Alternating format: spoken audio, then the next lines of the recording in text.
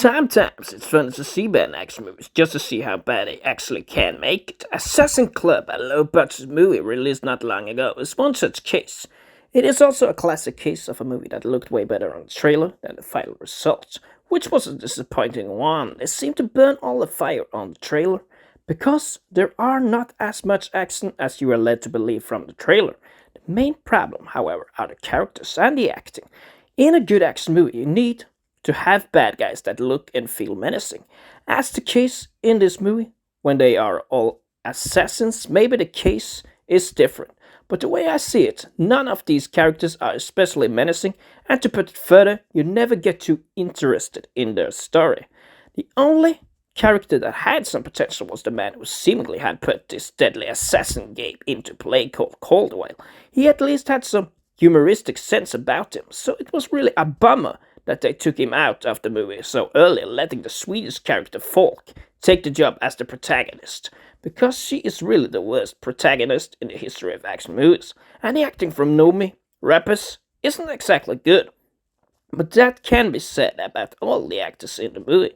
Mainly I feel the writers have done a bad job with the dialogue, because putting the words and go go go as dialogues in some of the scenes just makes it quite mediocre to follow. One other issue with the movie are the flashbacks, simply telling some of the story in order to make sense by going back to the scenes that have already happened. That's some of what makes an action movie bad.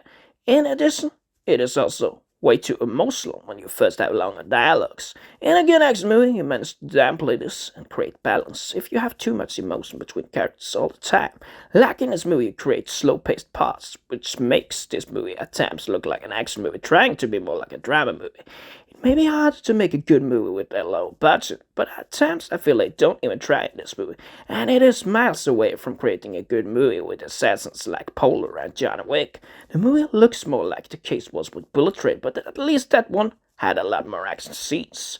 Mainly, I want to be entertained and see good action scenes, and have those menacing bad guys in an action movie that really act good and tell about their evil plans and such. And you don't see that in this movie. It may be a piece of trickery from the Swedish characters to be both an assassin and some sort of agent at the same time. But I think this movie had been better if Caldwell was the one who had pulled all the strings. That the little girl did this for revenge to what happened early in the movie when her father was killed just makes the plot even more thin. First and foremost, this movie is just a very bad viewing experience, and I actually would say even a 12-year-old could have made a better action movie than this. So for me, it's just a 3 out of 10 guys, and maybe the worst action movie of 2023, at least so far.